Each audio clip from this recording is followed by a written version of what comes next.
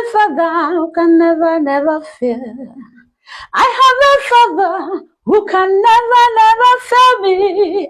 I have a father who can never fail me. Rock of Ages, never fail. Roman never. Were nothing gumia no me weroka gumo nanti ni na so ihe mere onye ọzọ ka ndị ọzọ ji mụrụ akụ otu akọ dị. Ana m otu nwanne anyị nwaanyị kpọm na fon si nwa mba nọ mza ya sị m na m were ihe ya na kero m ugbu ene gbotowara ya mba ụwa n'ihi na onye ya na chi eso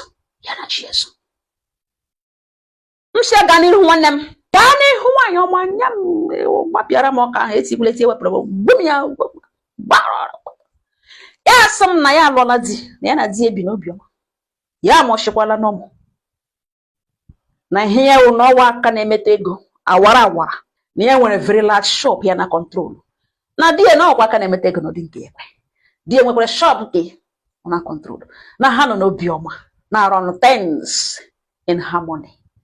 Nwaanyị mba nọ mjuza ya sị m lezie ihe mere otu nwaanyị ọwa kpokete si ya nne ya sị na-ejikwanye na ụmụ nwaanyị ibe ekpewa house help na ha na-akpọnwe imi ngwe ndị a na-eyiwe ewu ngwe ndị na-nọ n'imi na anya apịakwashịrị nọ ndị a na-akpa house help oge elele nnọọ nwata ọma wụsawụrụ ụkwụ kwuo anụ n'azụ ehembe anụ nwata bụcha n'azụ itembe na obi nwatakịrị na ọ gbagotekwele na ọsọ werere denwere di ya dịka mgbe e werere ji gbotowara elu dịka house help ya kpughe ike. Nwaanyị mba nọ mza ọ si eghewe ọnọghị na-ele nwaanyị ya this woman na-ekwu okwu dịka ọmma ya gwaga ya dị okwu na ọ ka gwụrụ ya n'ọnụ ya eghewe ntị ya oghewe ọnọghị na-ele the woman na-asama ya dị ọka ajụ ya si ejikwanye na many women beg up ọpịọkọ taa ụfọdụ ụmụ nwaanyị marriages ha gbakashịrịla akọkwashịa ọgwụ ụfọdụ ndị house help pịawara ugbo azụ laa ha na nga o ruru na ọ na-ebido from I trust my husband. Chọrọ ịwụ one of them. Also ya elege nwaanyị asị mba ya gụja si the woman na ya amaghị about others na ya trust di ya. Woman so okay na ya ga-anọkwa mgbe ọ ga-ebe mgbe and ya ga-anụ ya na ya agwachane the woman elege esi nsogbu anọ lawa. Ụmụnne m nwanne anyị nwaanyị sị oruze mgbe o ruru the house girl gafee di ya ekpugiri anya ya elekwere ihe ote di echelege the house help anya ihe na-afụ ya zee ya jụwa kwuwe n'obi so gịnị ka di ya na-elere house help anya na otere na ọ ga-awụ na ihe nụntara nwaanyị nụntara chọrọ ime ihe agba ya obi njọ fụ ya sị mba ka ya tụrụkwu anya ala ọ bụrụ na enwe ala di ya zụga na village nwanne di ya kpee na fonu solo we na demand elule na ọbịa ugboene ka ọzụ ala apịa ya ọnụ conclude mara na o wene ka ha gala ọsụ di ya nọrọ nga na nwa ga na moto lawa village ga-ezu ya wala ụmụ ya gaa school ha na house help ya move ogawe ebe a na-ere gadget ga-agwa ha ihe ya chọrọ ka na-erekọdụ auto recorder na ya chọrọ ka ha bịa tiri ya spy camera n'ụlọ ya na ha ekwuo ha esolie ya baigere na moto ekpobata ha mount tire camera na sitting room tigere na bedroom ya tigere ya na toilet tigere na room the house girl na nwamba no nza ya si for 6 months ya ji iPad ya na-ele ihe mege n'ụlọ na-enwe otu mkpụrụ ihe na ahụ na ọwụ die edi abalị die na ihe na die na-ehi n'ụra die dị ready ebupụtara ya si dowagodo ya ka ehi ụra na ihe die na-ehi na mgbe ụfọdụ die na-agwa esi ya na-ehi ụra na ya ga-break down one day ya na-ehi ụra ya kpowa die edi abalị di ya kpowa ya ọra atọ oke na ọhịa ha na-eji etubiri onwe ha na ọwụ njakịrị egwuregwu ya na die na-amụ nwe die kpoghala ya ọra atọ oke ya kpo ya edi abalị na ihe na-ahụ every afternoon na die na ala ya dị aware of that one. Ọ na-ala ga ehi ụra agụdo ụra 1 hour laghachi back to shop no here na mgbe die ndodo mgbe ụfọdụ ahụ ya ka the house girl gara aga ọ ga-anọ n'ọrụ ahụ ụmụ school agbasa ha lọta the next one house girl wike bupụtara ya na dining di eri ori ekwericha okorefe iri pụwa na-enwe otu ya hụ bede kamera ha capture ebe di ya nọ 3 steps closer to the house help na ọ na-awụ mere ka onye jige mmadụ oshi na ọ bụla ihe na-ahụ nothing else nothing nwaanyị mba nọ mzo so ruzo etu otu Sunday enyi nwoke di ya epe ha visit with a young boy nọ ebe 17 years ya na the boy soro bịa n'ụlọ ha nabatacha welcome ha wụ guest nye ha ni Sunday ha ericha la 3 weeks later oro ya nọ na shop ya wepụta ihe na elena ka elena ma ụbọchị keta ọ ga-adịkwa ka ibe ya elena ihe mege n'ụlọ hụzi ka di ya nọtara nọ n'elubed higora shi n'elubed bilie gawa na sitting room ga-emeghere mmadụ ụzọ onye batara n'ọwụ onye nwa 17 nwata nọtara arụ 17 years enyi nwoke di ekporo bịa n'ụlọ na Sunday 3 weeks ago ọ wụzi onye bịara bịa naanị ya sa nwa ke ọ bịakwara na-eme na ya werezie ntụrụche n'ọrụ ọdụ palie ihe ya denwe ya anya ya pụzi hapụ ya na-ele ka ya mara ihe ọ bịara ime so kwa ọwụhụ maid ya ka this boy tụrụ bịa ọ mahụ na di ya ga-anọ ya by this time ya na-achịsị ukpuru ya agbaala ya n'akpa ya na-elezi di ya ka ọ gara na fridge ga-eweta can malt nye the young man ya nọrọ n'oche na-ele telivishọn di ya gaa na far end ebe oche ka ya nọ ga nọrọ ebe ahụ cross ụkwụ ya nwatakịrị anọrọ here over 30 minutes bilie egughere ya ụzọ ya alawa that same day ya lecha nwa anụtara ọlala di ya ehizighị ụra anụtara ya hụ di ya ka o yiri efe pụwa the same day ya hụkwa ka kamera ụmụ ya abatala ha lụla ya mara na yes ụbọchị keta ọ wụla ihe ọ ga-awụ nwaanyị mba nọ nza ọ sị kọl ọzọ ya receive wụ na di ya na ọ nọ police station na ndị polisi bịara ya arrest onye kpọkwara na ya kọla na ọ wee enyi di na ya gaje na police station na ịga bel di na polisi mere arrest na ihe akọga ma o rere ya were na ntị o si ewere ose were iche wụchasịa na police station jụwa di ya sọ gịnị mere di ya wee sị na ọ nwatakịrị nọ ntere enyi nwoke n'okporo bịara n'ụlọ nọcha ya enye ka mmụọ ọlawa ihe ọzọ ya nọ ga nga n'ugbo na police abịa mee ya arrest ya jụọ sọ gịnị offense ya kọmiti ha sị ya mgbe eru na station ka ọ mara ya erute nga statement nwatakịrị nyere na ihe asị mere nọ na nwatakịrị na ọ dara n'ihu filling station ụmụ okorobịa gbakọ sọ gịnị ya agwawa ha dat na onye pere visit tire ihe na mmanya o nyere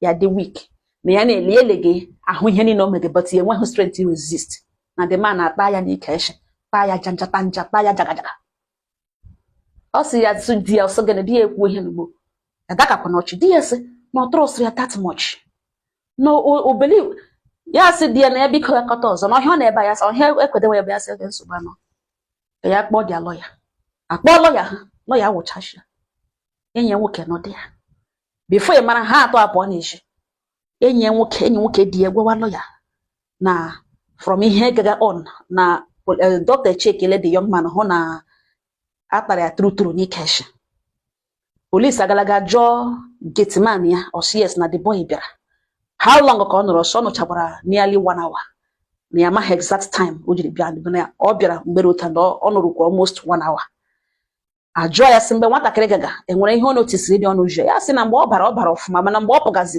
na ọ gagacha ka onye nọ in pens na otu o jiri pụọ police conclude lawyer away in on the matter na ya agaghị win this case so ọ kara mma na settle out of court ahụ na this matter ya sị na aga-erute isi na di ya nwoke okponto na okpobe mbọ nwebụkwa onye kpere mbọ na ọ dị ya na-ebi n'ụlọ otu ka ya shiga aha ya a stronger lawyer di ya na-arịọ esi ya biko na according to enyi ya nwoke mpa the boy ekwetele ịnara 5 million naira police ekwetele ya ime nyoke ha ekwuole ke ha na ndị ke ha dị ke ha awụhụ problem na ka hapụ this matter ha buru na ọwụ blackmail na ya fall already ya elenukwala nlesi ya na-ele di esi ihe akụkọ gawa akụkọ na biko chere ka ya egosi ya ihe a na-arụ na ọ maghị onye ọ lụrụ na ọ ga-amata ya ọsị di ya na-ele di ya gwe dat na ọ iwe ka o wego indirectly na ọ chọrọ ka ewepụ okwu akọt ka ya tọọ ya mkpụrụ na nsogbu anọ na ya ganụ nga na o lekọtawa ụmụ ya mana ọ marakwa amara na ya dị innocent na ihe di ya na-ekwu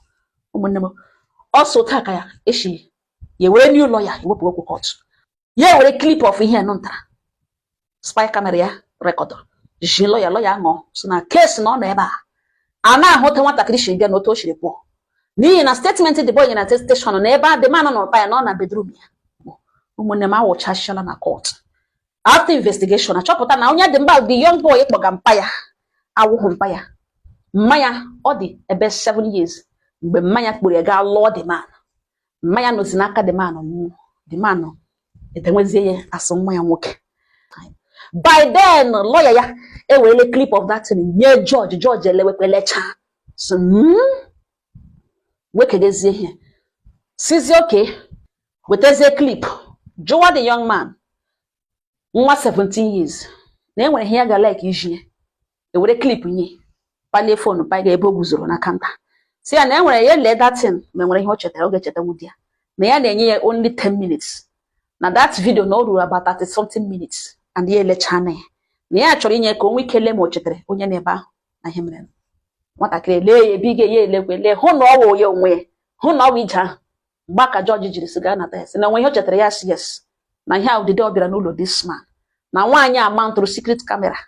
Koji le me ngone he gaga on nime na die na house help.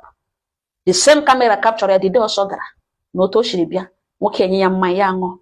Enwe of course do ho.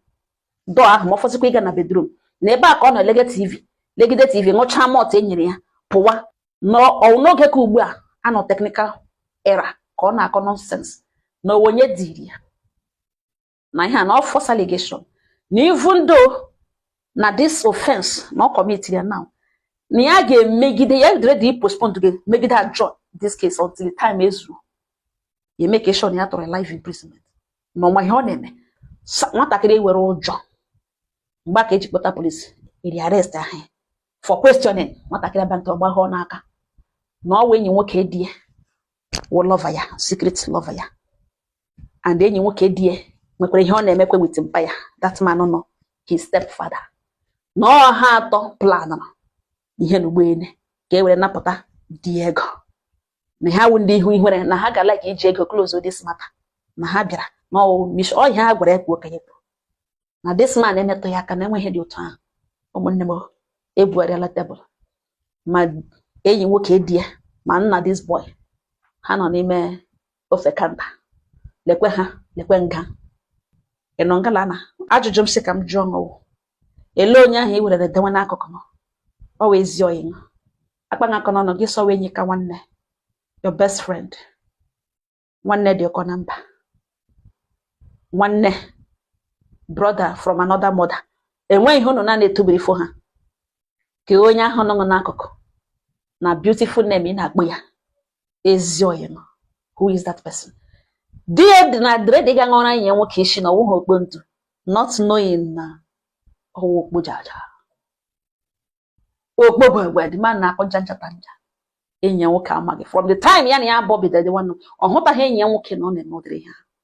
Enye nwoke try kwana he bia to him because so man na yo onwe ya wudie like risokiri wo mu nwai no need trying mo ga expose ya when bo make that move yo meziri ntenwezi na achọ opportunity ka onwe ikete iwere scam ya ụmụnne m na ahụ onye na ebe ọ nọ kpachapụ anya ya ọ ngo hanum n'ọnụ udo dịrị ọnụ